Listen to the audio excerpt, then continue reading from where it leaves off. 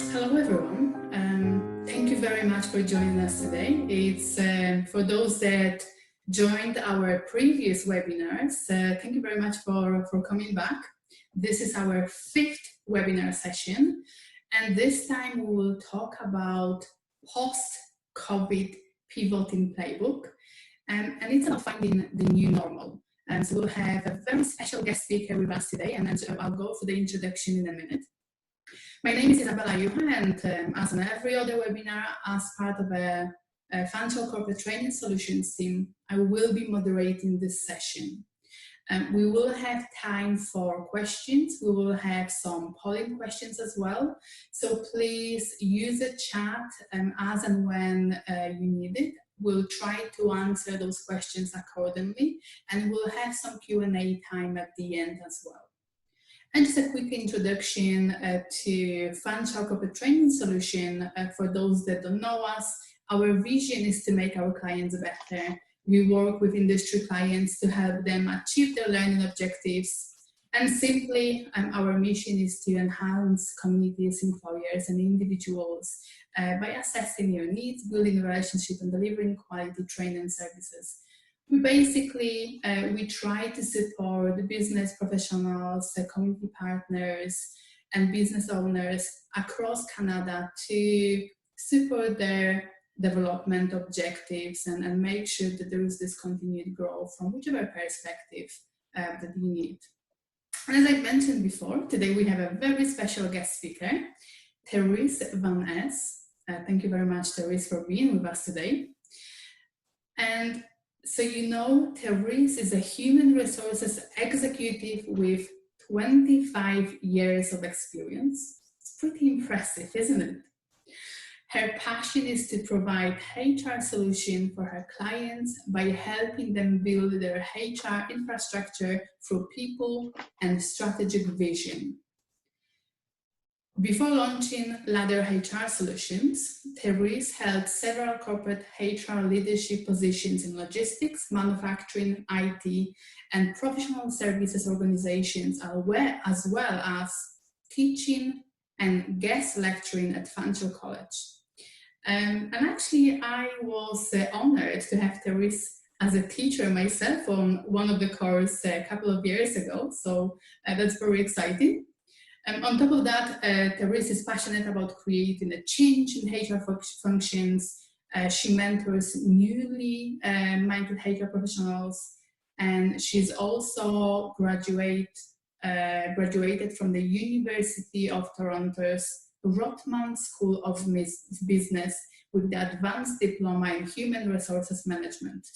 Oh my gosh, all crazy. So not stopping Therese's presentation any further, thank you very much. And like I said, please utilize the chat box with any questions you may have. And now over to you, Therese. Well, thank you very much, Isabella. Hi, everyone. I just want to say I'm really honored to be here in conjunction with Fanshawe Corporate Training Solutions. I am an alumni of Fanshawe. I'm a big fan of Fanshawe, and Corporate Training Solutions is very, very helpful for all the businesses across Canada and probably the world. So I'm very happy to be here. Thank you, Isabella. Today we're going to talk about leadership in action. There we go. We're talking about COVID-19 and what's going to happen after COVID-19. Here's our situation. We're in really unprecedented times. And for those of us who have businesses in these times, or if you're leading a business, or if you're an HR professional in a business in these times, we really don't know what to do next. So what are we going to do next? That's the question. So what we're going to talk about today is how to evaluate our current situation, our current business plan against the new normal, whatever that is, and determine what goes next.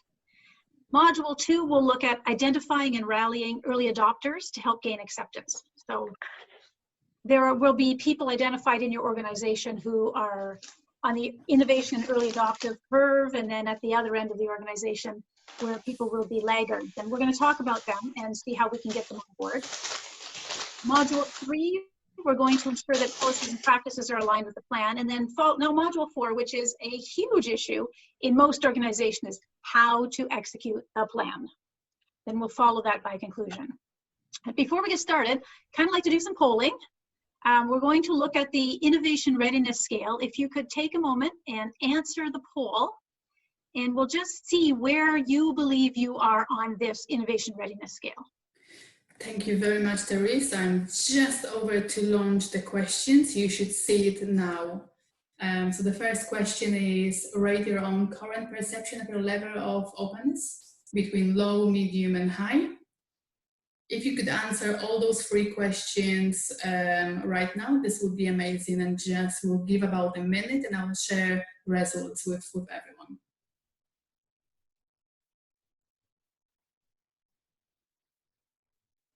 So far we have between medium and high on most of the answers, so that's looks good.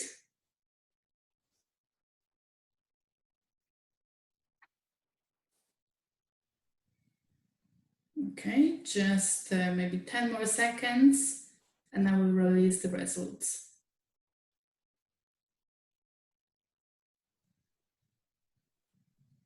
Okay, perfect.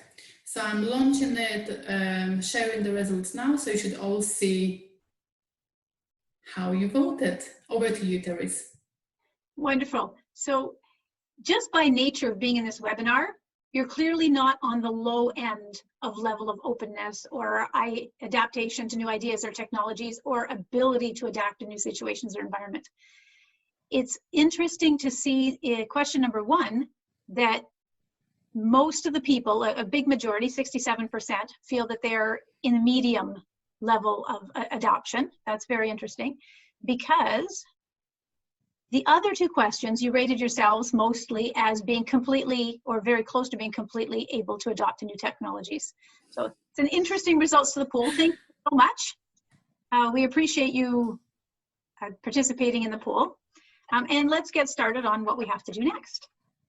Let's see here. There we go. So module 1, how to evaluate your current business plan. So we're going to look at, does the plan still align with your current economy, with our current economy? We're going to follow that with, if not, what do we have to do? What's next? We have to adjust numbers. Then we have to look at skill set. And then what do we do with the employees who are there? So let's move on. Please remember to use the Q&A box or the chat box at the bottom of the screens if you wanted to ask any questions. Isabella will be fielding questions and we'll follow them up at the end of each module. So does the plan still align with our current economy? Sorry, I apologize for that. We're changing. The economy will change as a result of COVID. We know that. We don't understand exactly where it's going. Some are telling us we're going into a deep recession. Others are telling us that, you know, within a few months, we should be able to be right back to where we were. Either way, we need to have the flexibility in our organizations to adjust to that plan. So can you change your culture to reflect the new potential norm? Do we know? Does your culture, is it already at a place where things are flexible enough that you can move in any direction you want? Can you pivot, is the question. Then returning to work policies. This is going to be a really interesting one when we talk about moving forward, because not everyone's going to be able to return to work at the same time based on how the government is dealing with our return to work practices. So for example, at this point, we've heard rumblings maybe that the kids may be going back to school in June, but maybe not. Imagine if they don't. Imagine if they don't go back to school in June. What are we going to do then? When you're bringing your employees back into the workplace full-time, for those of you whose employees are out, are we going to stagger them back in? Are we going to look at people who potentially have elderly or sick relatives they have to take care of because of COVID? How is this going to impact you? So again, when we're looking at making sure that your current plan is effective in our new economy and our new situation, the returning to work policy will be important, will be an important piece of that plan. There are legal implications to returning to work in some cases. So for example, those of you who with unionized workforces will be needing to look at your collective agreements. We'll be needing to look at what are we going to do for those employees who have never worked from home, are currently working from home, and then they don't want to come back into the workplace. What kind of accommodations are we going to make? What kind of legal implications are there for these employees? This is what we need to know. And this is where we're going to need to apply flexibility. And you know, the interesting piece around all of this is it's going to come down to the culture of your organization. Do you care about your employees? Do you treat them with compassion? Do you treat them with kindness? And you wrap all of that up in with compliance, because of course that's the cornerstone and the backbone of how we do business. We all play by the rules, whatever the rules may be. Mental health. We're hearing not only rumblings, it's all over social media, it's all over the regular news right now, that because we're being isolated for such a long period of time, there are some mental health issues that are coming forward now. There will 100% certainly be residual mental health issues that come into the workplace. Mental health issues that we didn't have to worry about before. Now we're going to have to look at the potential of having a more fragile workforce than what we had previously.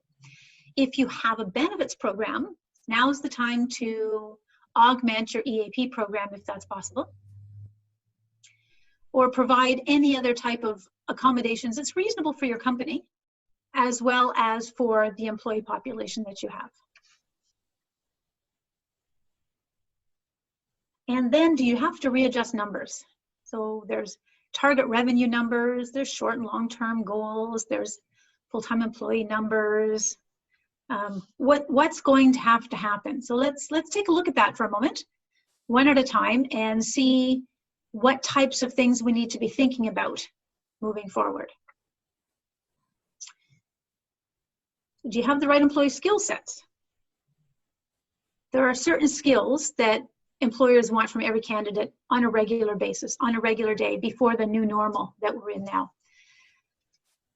From entry level to executive, every employee needs to have a certain set of skills or competencies aligned to their type of role in the organization to help them move forward from this pandemic.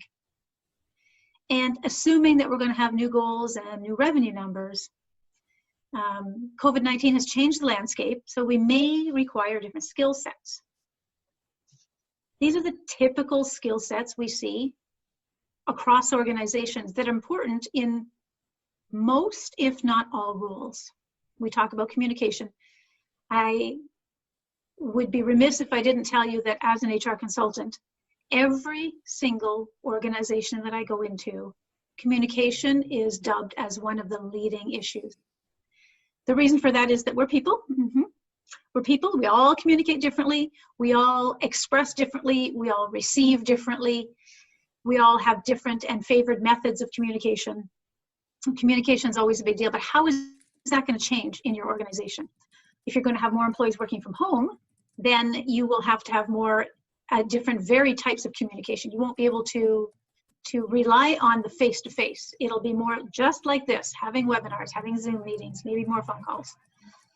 Decision-making is always key in organizations for employees who are in any type of role that requires any type of autonomy. Flexibility in the employee and the employer, again, commitment. Innovation. Innovation becomes particularly important at this time in the game because of the change and the adaptation to change and the adoption of change and the rate at which we change will require innovation in your employees. Do you have an innovative skill set in your employees? Do you have employees with an innovative mindset? These are all things to keep in the back of your minds. Integrity is always at the forefront. Leadership, lifelong learning. Motivation will change. The type of employee with motivation, you'll need to have more employees with self-motivation, depending again on what happens with your workforce. Teamwork becomes different, and time management, as always, is also very crucial. Another big question is, are you going to need to provide training to your employees? As we move forward into this new normal, some things we're going to need to look at is maybe cross-training. Maybe several of your employees, or maybe you've had to, change the size of your workforce and you'll need to cross-train some employees. Perhaps there's new technology coming into your workforce and you'll have to do some training with respect to that. Maybe there's new processes. Team meetings might be the same. You might be able to revert to what you were doing, or they might be this way. We can talk about employee growth systems. How do you help your employees grow throughout the organization? What types of conversations are you having with them? And then working with the employees to create a realistic growth schedule and work schedule for their particular situations. That's the end of module 1. So we are 16 minutes into the presentation. As mentioned before, if you have any questions about what we covered so far, please feel free to share it through chat and we'll definitely cover it. If not, we can move to the next part. Okay, perfect. We're happy to take questions at the end as well. We will have a few minutes left for that. Okay. We don't have any questions so far, Terry, so I assume it's all good. So thank you very much, and we can just carry on with the next module. Perfect, thank you. All right, so let's talk about the bell curve of your workforce from innovators all the way to laggards. It's called the diffusion and innovation model. I'm fairly certain many of you have heard about innovators and early adopters. We recognize that throughout our workforce, like you remember when we were in school and we were graded on that bell curve. I don't know, maybe not everybody was, but certainly I was. I know that not too many people were allowed to have A's. Well, we're in a situation when we look at this bell curve now. It's about your employees and how they adapt to change in the workplace and outside of the workplace. As you'll see that 2.5% of your workforce are innovators. We'll talk about what an innovator looks like in a few moments. 13.5% are the early adopters. So between the early adopters and the innovators, that's the group that's really going to move your workforce forward with your new plan. Then we have the early majority, and we have the late majority, and sadly, at the end, we have the laggards. Here's another way to look at the diffusion model. The innovators, they're saying, yay, shiny new happy things. Yay, shiny new things, I want to take them on. And then the early adopters are looking at the innovators and go, wow, cool kids have a new tool. I want that. And then there's a big chasm between the early adopters and the early majority. And the early majority is kind of sitting up there thinking, okay, looks interesting. Not sure if I'm going to go along with this. Not sure what I'm going to do with it. Is it really for me? So when they're in your workforce, they're looking at the innovators and saying, oh, those guys, they're a little bit crazy. Look what they're doing. But then they take a step back and they look at the early adopters and go, huh, now there's another group of people who are following the innovators and looks like they're doing something interesting. And finally, when they work through that process in their minds, they get to the place that they jump in. Well, jump is too strong a term. They wade in. They wade in. So now you've got half of your team on board. But as we move through the curve, we move through to the late majority. And the late majority is, the first group of them is, what are those weirdos up to? So now you've got half of your employee population moving in the direction you want them to move in. And then you've still got 33% who are dragging them behind. They're just dragging them. Are they ever going to come up to speed and come on board? They will. They won't be happy about it, but they will. And then we move down to the laggards. Now, can you imagine? I want my fax machine back. I don't want to do it this way. I don't think this is right. How come we have to change what we're doing? It worked so well the other way. These were our laggards. So I thought this was kind of a comical business illustration to be able to define what the diffusion model really looks like. So what does it do? It classifies entries. It classifies employees into categories that we just looked at: innovators, early adopters, early majority, late majority, and laggards. And the phase one, they're the innovators. It's 2.5% of the group, as we mentioned, and they are the first group to adopt innovation. So how do you know who they are? Well, or what's their profile? They're generally willing to take risks. Often they're youngest in age. They have great financial lucidity. They're very social. And usually they're right on top of all the newest scientific research, interactions, and they're talking with other innovators all the time. They're always trying to find a better way to do things. And then the early adopters, you like them as well. They're about 13.5% of the group. They're considered to be what we call opinion leaders. They share positive testimonials about what they're seeing the innovators do and what they're doing with the innovators. And they're always looking for improvements in efficiency. They don't require much persuasion because they're really receptive to change. Typically, but not always, they're younger. Again, they have more financial lucidity. They understand how dollars work. They have an advanced education normally, and they're more socially forward than the late adopters. The one difference, predominant difference between them and the innovators is that they make more judicious choices. They take a little bit more time looking at all of the parameters around the choice they're about to make, whereas the early adopters, the innovators just jump right in there and go, yay, shiny new thing, I'm going with it. These guys are like, well, okay, shiny new thing over there, let me do some research, yep, I'm in. So your early adopters and your innovators are going to move your, workforce forward. How are they going to do it? How are you going to pick them out in your workforce? Well, you're going to make the latest tools and information available. And once you've done that and you encourage a culture of experimentation, it gets the employees thinking about new ideas and how they can use these latest tools. Once the entire package has been put together for them, you just sit back and observe which employees are using the new tools, appear more engaged, are excited, are the evangelists, are the ones wanting to move forward. These are the people that you want leading your charge when you're trying to align to our post-COVID new normal. You've got to get these people on board so that they will eventually get the others on board. Not sure the laggards will ever come on board, but they won't have a choice. You can encourage them to provide new ideas and innovation. You have open communication within the team. And then again, which employees are attaching themselves to new ideas? Those are the ones that you want to move forward with. You want to bring on board much more quickly.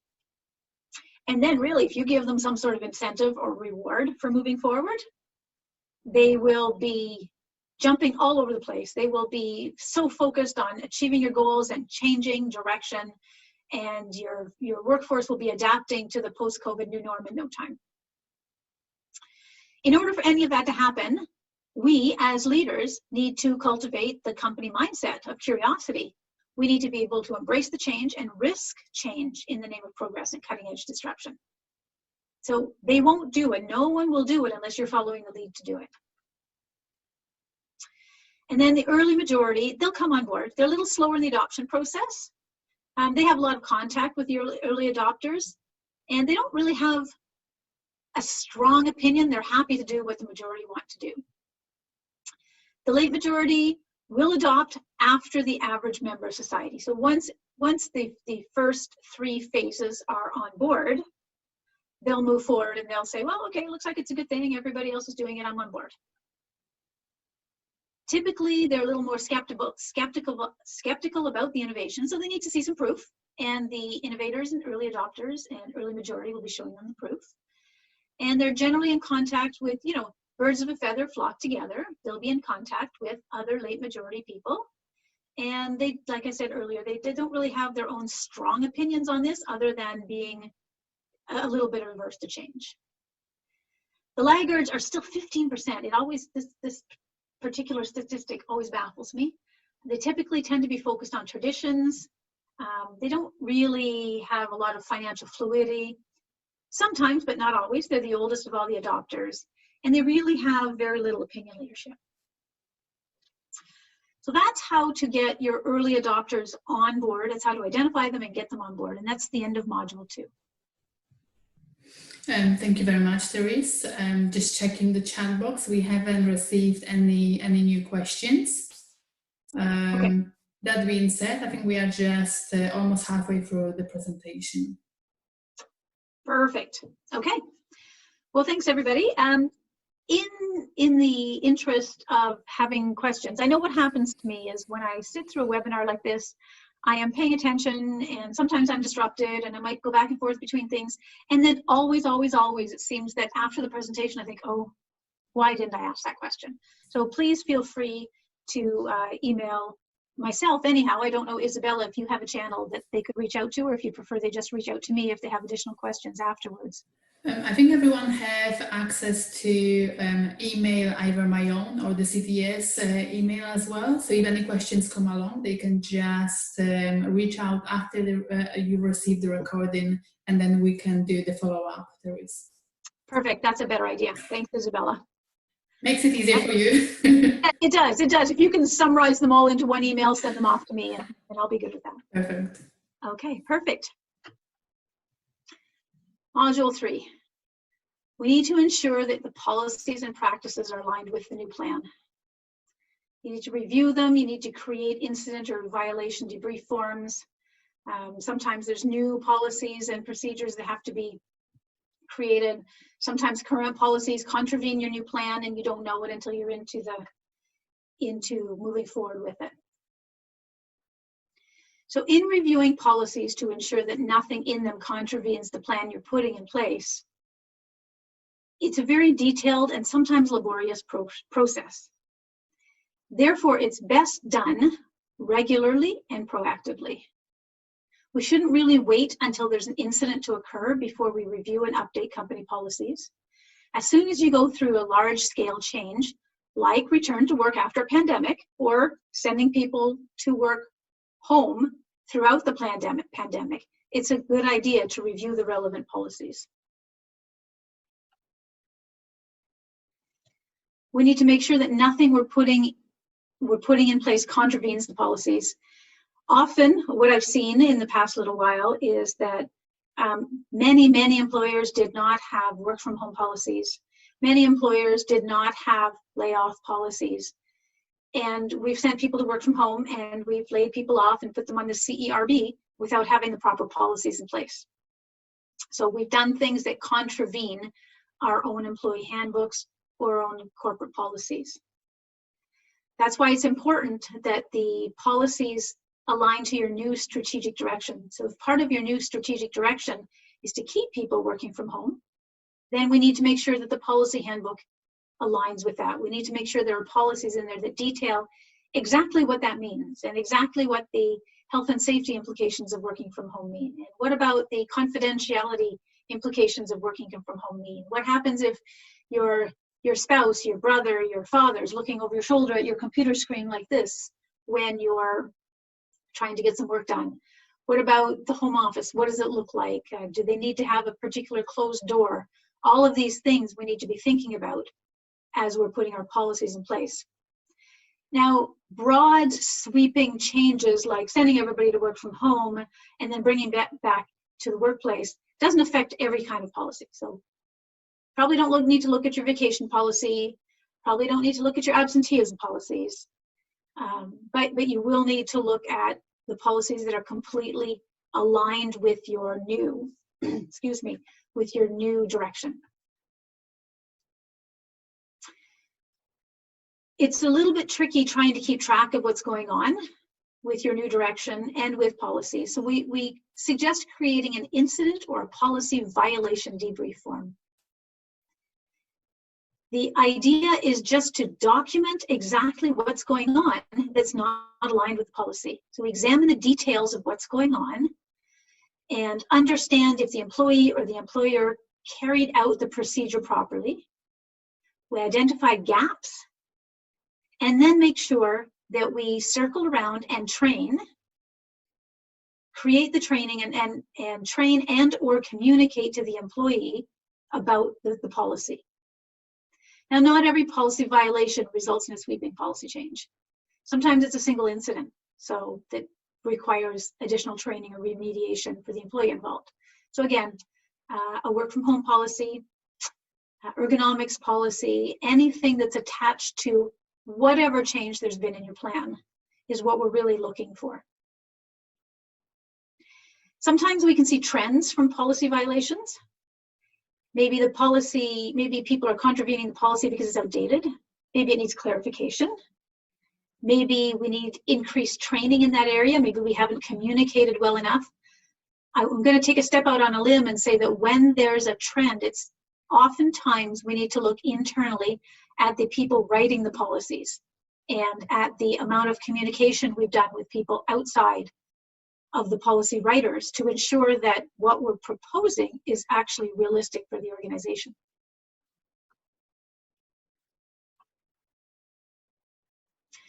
So some examples of new policies you might want to consider when you're pivoting your organization.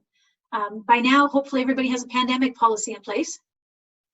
It's something that, you know, it's been in some of the organizations I've worked with for a long time, and we just kind of had to dust it off and, okay, we have a pandemic policy. Let's see, how are we going to move forward with this?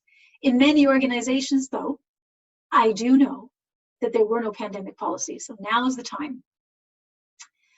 Layoff policies came shining brightly into the spotlight, because again, most people following the ESA knew what to do when they were laying off, but they didn't realize that they weren't technically allowed to lay off without having a layoff policy and having the alignment to that in the employee contract. Remote work policies are something you might want to consider, confidentiality policies, return to work policies, safe work procedure policy, all things to look at when you're realigning for your new normal.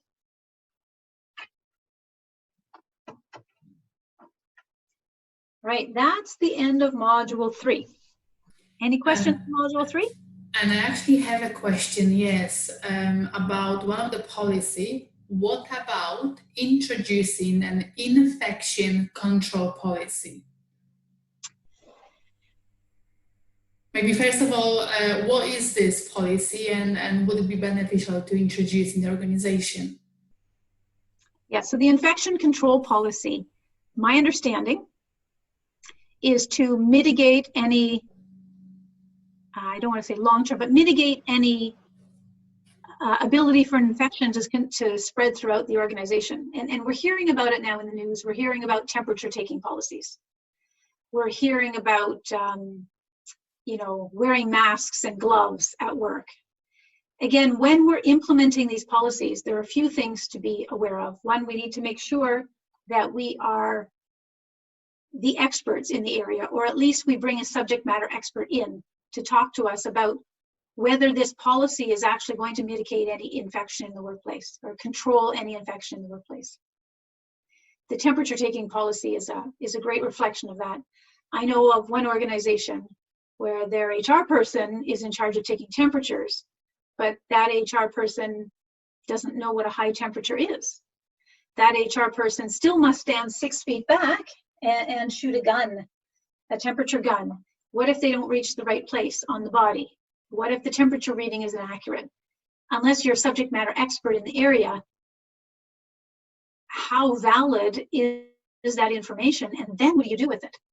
So the infection control policy, I think, is important to have, but I think it's more important, or is substantially important when moving into, to bring a subject matter in to help you develop that policy, and to, in times of pandemic or in times of probability of rapidly spreading infection, to have an expert on site.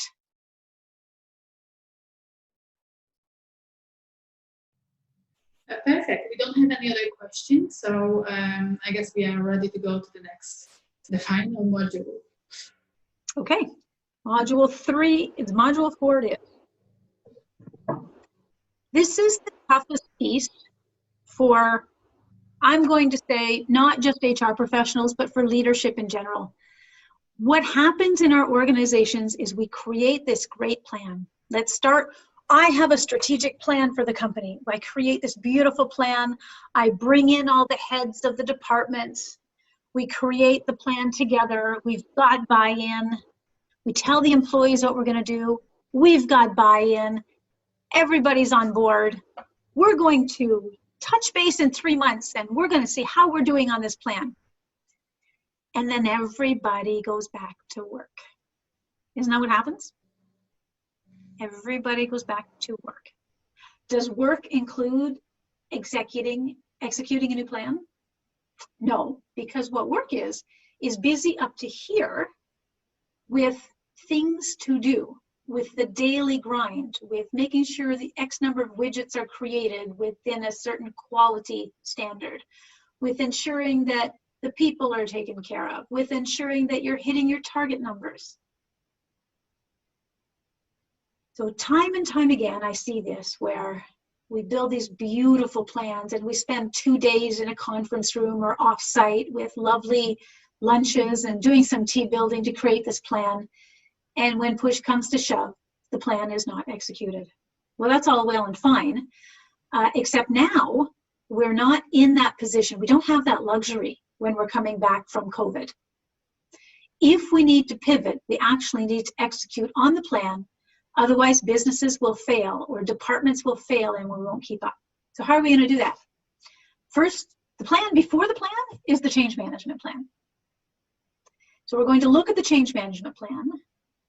We're going to look at components of an effective change management plan. I'll give you a couple of samples of blank change management plan outlines.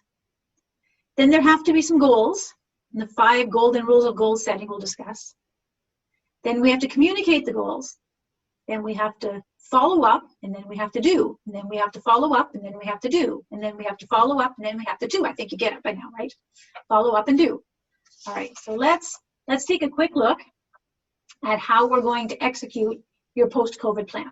So by now, when you get to this stage, you've got, you have to have different, you may have to have a different revenue target. You may have to have a different profitability target. You may have to have a different full-time employee target, so a staffing count. You may have changed from widget ABC to widget CDE. Like some companies have changed from providing dog beds to visors for frontline workers, right? So whatever you're doing, you need to set that out in the plan. So when we're creating a change management plan, it's important to define the activities and roles to manage and control during the execution and control stage of the project. Again, we're going to define the activities and the roles that we need to look at. And then we measure the plan against the projected baseline. And what that means is a detailed description of the project scope, the budget, and the schedule. Now the scope, the budget, and the schedule are 3 different things. They're 3 different things, for those of you who can see my fingers. But they are unique in and of themselves and require a lot of work. Creating a change management plan is not something you do in an hour. And then the purpose of the plan also is to manage the quality, the risk, the issues, and the actual change. So it's more than just the plan.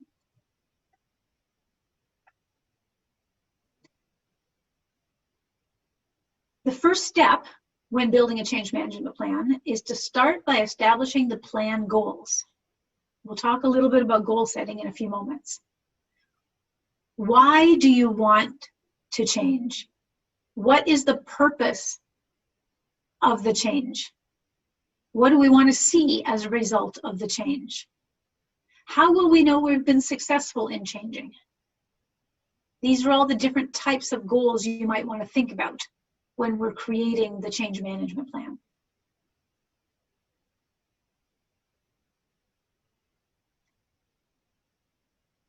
So first we need to understand the change. And you know, it sounds like it's a no-brainer. It sounds like, well, of course I understand the change. I know it has to be done. We have to move from point A, we have to go to point B. What we really need to understand is the difference between the point A and point B. What does that look like? Why is that happening? Are we sure that it needs to happen? How many people does it take to have that happen? Do we have too many people? Do we have not enough people? What's that going to do to our financial target? What's that going to do to the mental health of our current workforce and our future workforce? So really we need to dig down and understand the changes that have to happen. It's not as easy as it looks. It takes time. We all like to think we're experts in change management. The reality is that we're not all experts in change management. We're all experts in something. We don't need to be experts in change management for all of us, but we do at the leadership level need to understand how to create the plan and to bring subject matter experts in who can help with the change management if necessary.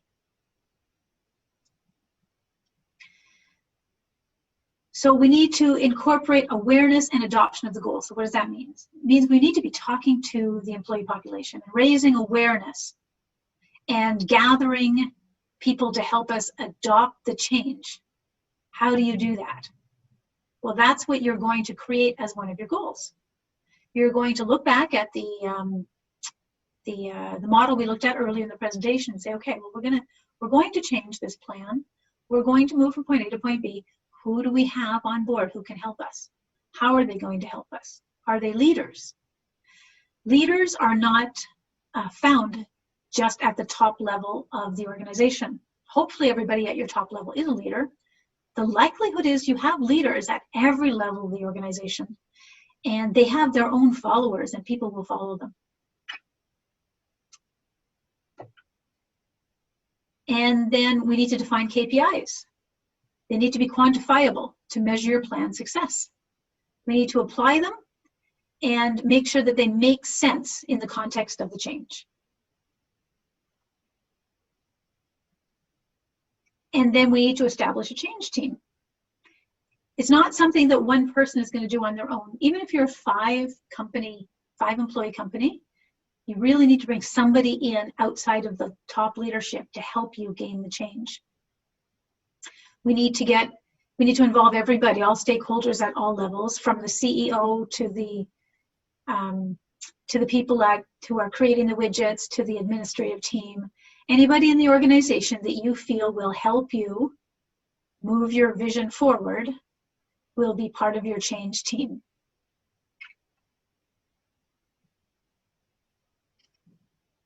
Then you're going to recruit a task force to spearhead the change management plan. So these are people in leadership roles, department heads, subject matter expert, who have, I'm going to say, some power and some authority and have the ability to educate the rest of the team on the changes and provide support and answer questions. Providing support throughout pivoting for a post-COVID plan is going to be important.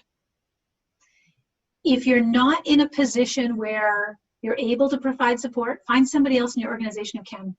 As leaders, we find ourselves busier than we want to be generally because there's so much to do, and sometimes it's okay to put somebody else in charge of the plan or providing support, as long as it's somebody in your organization who inspires trust in others, who is a leader regardless of title, but who is a leader who people look up to and who easily creates trust relationships.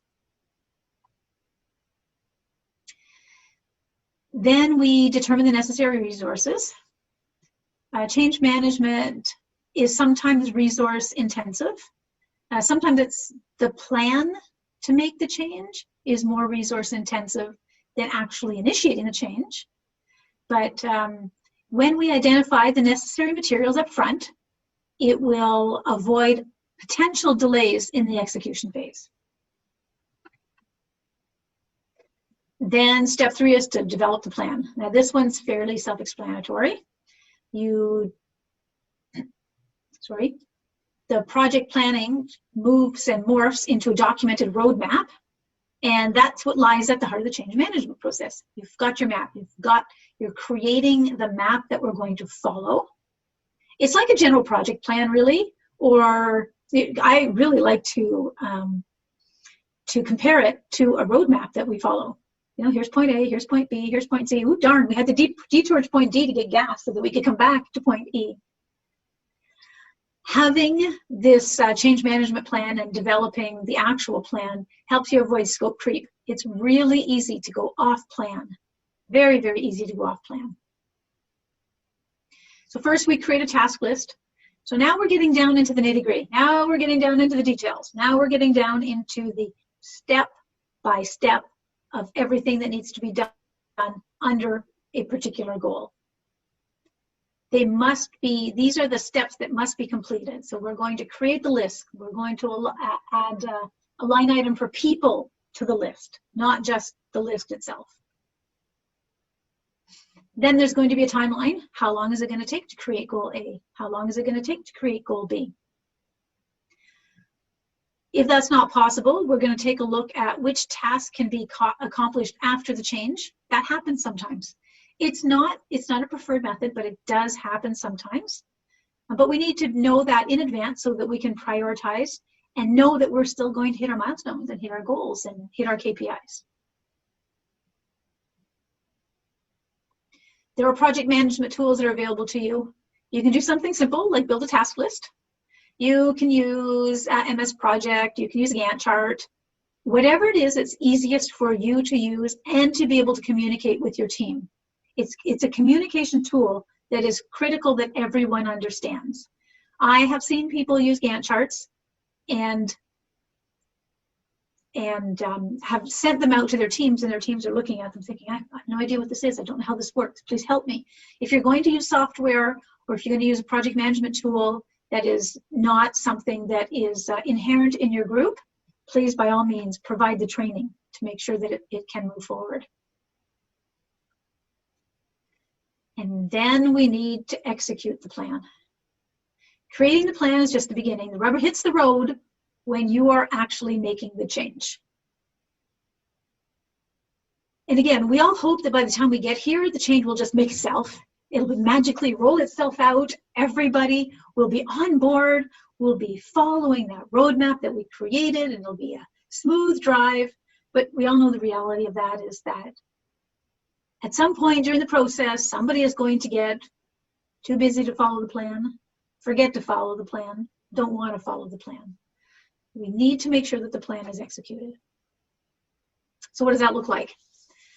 There have to be decision-making processes in your plan. So we identify all implications of the change in advance as much as you can.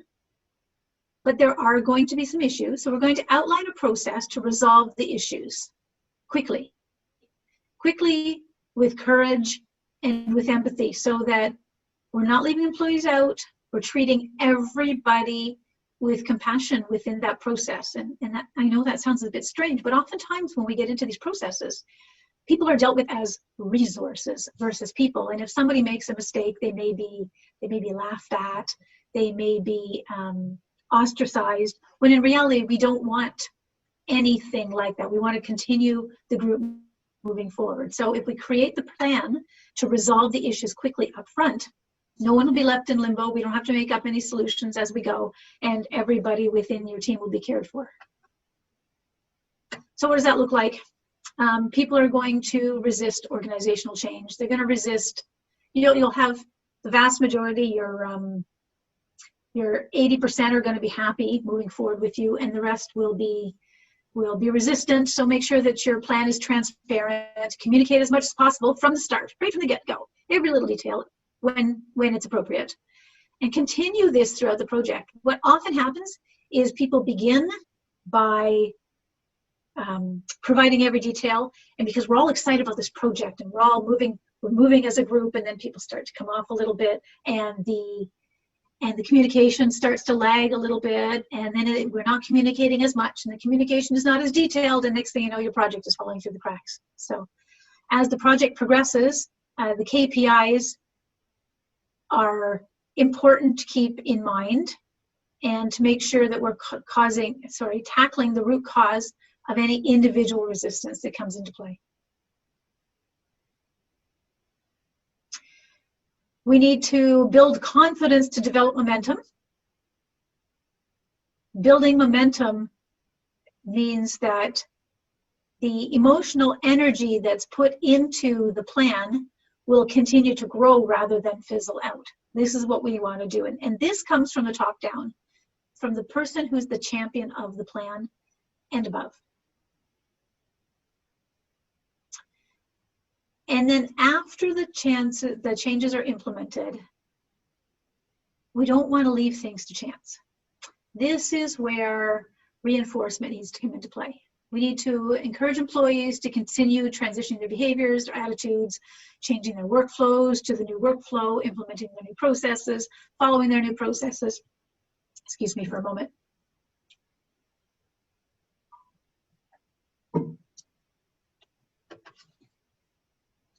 So how are we going to do that? Well, we're going to provide positive incentives, right? We're going to use the carrot, not the stick. So we're going to listen to what the team members have to say and maybe create process to make it easier for them if that's what is required. We're going to regularly review and adapt progress towards adopting the changes. We're going to acknowledge the need to adjust and make necessary changes as we start to experience the real world situation of what we thought our plan was going to be.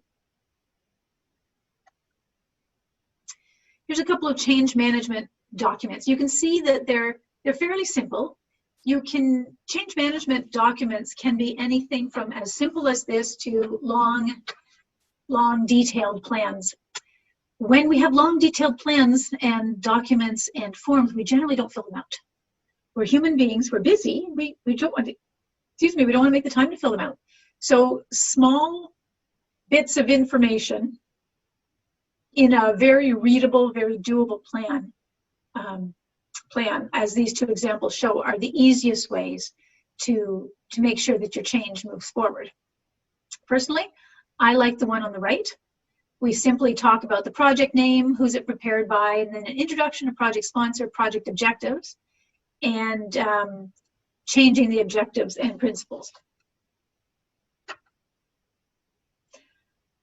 And then again, in order to just do it, we need to set the goals. So we need to set goals that motivate. We know that. We need to set SMART goals: specific, measurable, attainable, relevant, and time-bound. What I like to talk about when I talk about SMART goals is we're going to do this by this date in order to achieve this. So just to say that my goal is I'm going to learn Excel, it's really not a SMART goal. But if I'm going to learn Excel by June 3rd in order to be able to provide a spreadsheet with workable pivot tables to my boss so he can analyze data, that's a SMART goal. Then we have to set our goals in writing. That makes sense. A little tip: never use would like to or might. Always will. Always, I will reduce my operating expenses by 10% this year. Not I would like to reduce. How wishy-washy is would like, right? I would like to reduce my operating expenses. No. You're setting the goal, you're setting the goal. I will reduce my operating expenses by 10% this year. Then we make an action plan for the goal. Everybody thinks, not everybody, many people think once you've got the goal set, that's it. Oh good, I want to reduce my operating expenses by 10%. What people don't understand is from that goal statement is the action plan, the individual steps. Make check boxes if you want to, whatever works for you to create the individual steps. Then you have to stick with it. Your end destination is where you have to point towards. And I know when the light is over here and the end destination is over here, sometimes you go over here. If you're over here thinking about this, that's fine. But if you're over here and all of a sudden you're on a different path, not so fine. You need to align yourself with that path over and over again. We need to look at it regularly, make sure the relevance, the value, and the necessity remain high. And then communicate. Have your goals posted someplace. Have your new vision of what you look like post-COVID posted everywhere in your building, whether it be on the manufacturing floor or in the office or on your bulletin board. Post it. So you're going to define the goal. You're going to set the specific and measurable actions. You're going to communicate it. You're going to predict all possible challenges ahead. You're going to inform everybody involved. You're going to adjust the message. You're going to ensure understanding, and you're going to use effective communication techniques. Then we'll follow up. Follow up like is an essential part of execution and one of the pieces that gets left behind quite regularly. Your follow-up should include a variety of different measurements that enable you to understand if you're headed in your right post-COVID direction. You can look at things like outputs, outcomes, short-term, long-term. You can look at revenue numbers. You can look at number of new clients. You can look at, did you enter the vertical you wanted to enter? In the end, really, we just need to do it. Just do it. It's time to shine. It's time to shine in this new post-COVID reality and say, all right, I got through COVID. Our company got through COVID. We were headed in this direction. We're still headed in this direction. Or you know what? We were headed in this direction. Oh, we're headed over here. But we're going to do it. We have a plan. We've aligned with our new realities. We're moving forward. If you don't make the first leap, you're never going to achieve that goal. I'll turn it back over to Isabella to finish us off for the day. Thank you very much, Therese. It was very, very interesting, a good detailed presentation. We just have one question coming up. We talked a little bit about the positive reinforcement. Obviously, the theme for today is getting through what's happening and finding the new normal, whatever it is. The question is, what's the best way to actually motivate people to be innovative and accept the change and new policies in the workplace? Sorry, Isabel, you broke up a little bit. I think I heard the question to be, what's the best way to, in our new normal, what's the best way to motivate remote workforce to be innovative and to be willing to accept the change? Okay. Hang on one second, I'm writing it down. So what's the best way to motivate the remote workforce to be innovative and willing to accept change? Yes. That was the question? Yes. Perfect. Innovation is an interesting thing. Innovation and motivation are interesting things. Motivation is very intrinsic. It's very difficult to motivate people to do something they don't want to do. We need to make the idea of innovation exciting and attractive to everybody in the organization. We need to provide rewards, and a reward doesn't have to be a monetary reward. It could be a, wow, great idea. Why don't you lead with that? Why don't you take the project and run with it, And having the remote workforce, I don't see, and I know I have a very different mindset on this. When we hire the right employees from the get-go, and by right, I want to explain that a little bit, because the right employee for your organization may be the wrong employee for this organization. People get released from organizations for various reasons, and then they find another spot someplace where they fit better. So we need to back up a little bit and think about our current employee population and who we've hired and who they are and how they work. And we need to provide what those employees want, right? We've already hired them. They're already part of our team. They're already somebody on our bench. And we said, yes, we want you just by hiring you. But all of a sudden, we've changed the game. We've sent them home when they wanted to work in the office. So we have changed the game, not through anything that we want to do. I mean, Doug Ford sent us all home to change the game, but that's our new reality. So for the current employees that we have, it's a real struggle because that's not the way they came into the game. So how are we going to motivate that? That's a really great question. I think it's really communication, understanding who they are. There are several organizations that I'm working with right now that have employees working from home. We have employees on layoff, and we are calling them twice a week, just making sure that they're still engaged, just having a conversation. Checking in on their mental health is critical. When you're checking in on an employee's mental health, they feel that you care, and as such, they will become more motivated if they weren't already motivated. It's a big question. There's no easy answer, and the answer is not the same for everybody, yet alone anybody. That's the issue around this. So the only sort of global answer is to make sure that you are communicating with your remote workforce regularly and really listening to them. It's not about talking, it's about listening to them, to hear what they have to say about their current mental health, about what's happening in their families, about their concerns around what they're doing. The innovators will shine. The innovators will come to the top all on their own. Perfect. Thank you very much, Therese. I agree. It's listening is the most important point, and understanding what motivates individuals themselves. That will make a biggest difference. So Therese, we are at 2 o'clock right now, so it's right at the end of our presentation. I just wanted to mention to everyone, you will get a recording of the session, and if you have any additional questions, please feel free to follow up with me. And Therese and I will do our best to follow up and answer any questions that came over. Thank you very much, Therese, once again, and have a beautiful day. Wonderful. Thank you, Isabella, and thank you everyone for joining us. Have a great day.